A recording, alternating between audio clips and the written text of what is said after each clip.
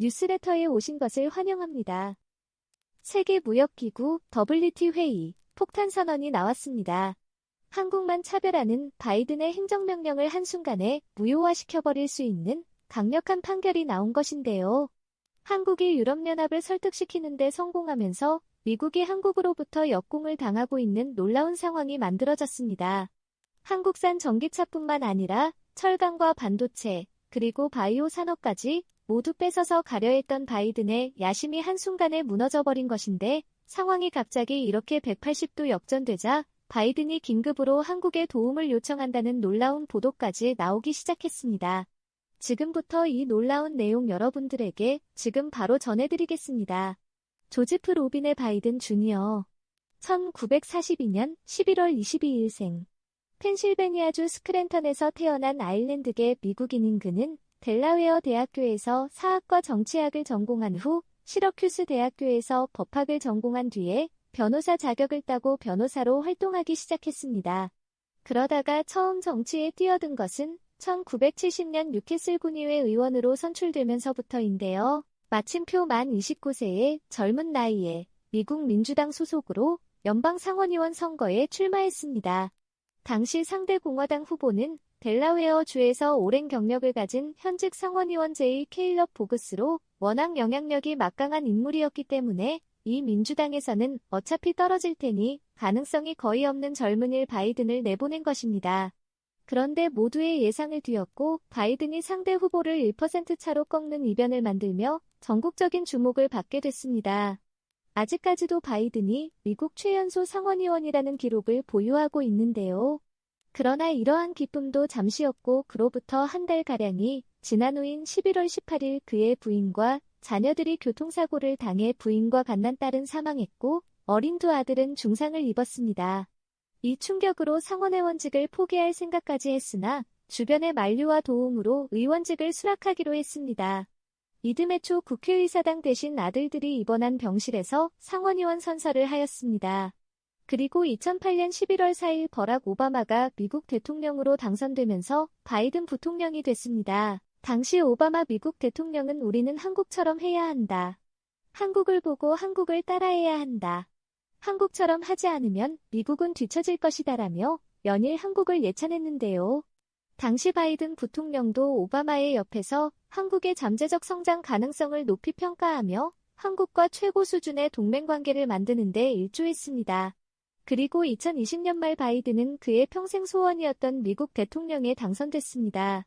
처음에는 트럼프에 밀리는가 싶더니 매우 중요했던 미시간, 일리노이, 버지니아 등에서 승리를 거두면서 최종 당선됐는데요. 828만 표를 얻어 트럼프를 700만 표 이상 차이로 따돌리는데 성공했습니다. 한국의 한 점의 실수도 범하지 않았던 바이든이었기 때문에 한국인들도 그를 매우 호감으로 생각했습니다. 이 여론조사기관은 퓨리서치가 올해 1분기 미국의 17개 5호국 국민들을 대상으로 실시해 지난달 말 발표한 조사에 따르면 한국 국민의 바이든 대통령에 대한 신뢰도는 2022년 기준 7%로 트럼프가 17%를 기록했던 것과 비교하면 하늘과 땅 차이의 엄청난 격차입니다. 한국인들은 바이든을 누구보다 더 믿었습니다. 미국과 적대 관계에 있는 중국 그리고 러시아와 과감하게 손절을 했습니다. 기존의 한국 기업들이 중국과 러시아에서 벌인 사업 규모가 엄청났기 때문에 상상을 초월하는 손실을 또 안으면서까지 바이든 미국 대통령과의 신뢰관계 구축을 위해 한국은 할 수 있는 모든 조치를 다했습니다. 그런데 얼마 전 미국의 수십조 원의 투자를 발표한 현대차를 배신하고 한국산 전기차에 보조금을 지급하지 않겠다란 충격적인 행정명령에 서명하는가 하면 미국 대표 기업인 애플은 한국이 아닌 중국의 반도체 기업과 손을 잡았음에도 아무런 조치도 취하지 않은 가운데 한국 반도체 기업들은 중국에서 모든 사업을 접으라고 압박하고 있습니다. 삼성과 SK의 경우 중국에서의 매출액의 50%에 육박하다 보니 타격이 심각한데요. 결론적으로는 미국 외의 중국 내 반도체 시장도 싹쓸이하겠다는 것이고 나아가 한국에 있던 반도체 일자리들을 모두 미국으로 흡수해 버리겠다는 것입니다. 자, 그런데 더 충격적인 것은 이것이 끝이 아니라는 것입니다. 바이든 한국의 코로나 기간 동안 획득한 타이틀이 백신허브마저 뺏어버리겠다고 선포했습니다. 세계 최고의 기술력과 생산 능력을 자랑하는 한국의 삼성바이오로직스와 셀트리온, 대한국제약, 바이오 기업들이 코로나 기간 동안 엄청난 대활약을 하면서 의료이치오는 한국을 글로벌 백신업으로 단독 선정하는 파격적인 결단을 내렸습니다.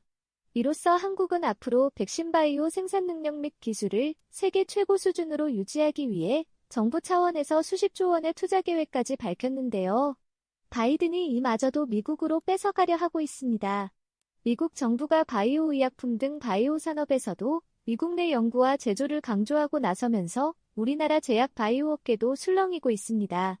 13일 국내 주요 제약 바이오 기업들은 조 바이든 미 대통령의 바이오 분야의 미국 내 생산을 골자로 한 국가 생명공학 및 바이오 제조 이니셔티브 행정명령에 서명하자 난리가 났습니다. 바이든 행정부는 이제 한국의 바이오 의약품 생산을 위탁하지 않고 미국에 지은 새로운 공장에서 생산을 하도록 만들려 하고 있는데요.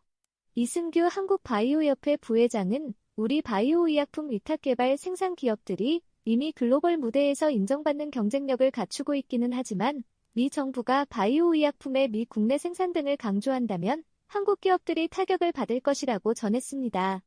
전문가들은 바이든이 곧 다가오는 11월 미국 중간선거를 의식해 표를 얻기 위해 한국에 있는 모든 일자리를 미국으로 빼서 우려하고 있다고 전했습니다. 자, 그런데 이렇게 한국의 전기차에 이어 바이오까지 몽땅 미국으로 뺏어가려는 바이든의 시도가 한순간에 무너져버릴 것으로 보입니다. 세계무역기구 WTO가 적극적으로 나서기 시작하면서 상황이 완전히 뒤집혀버린 것인데요.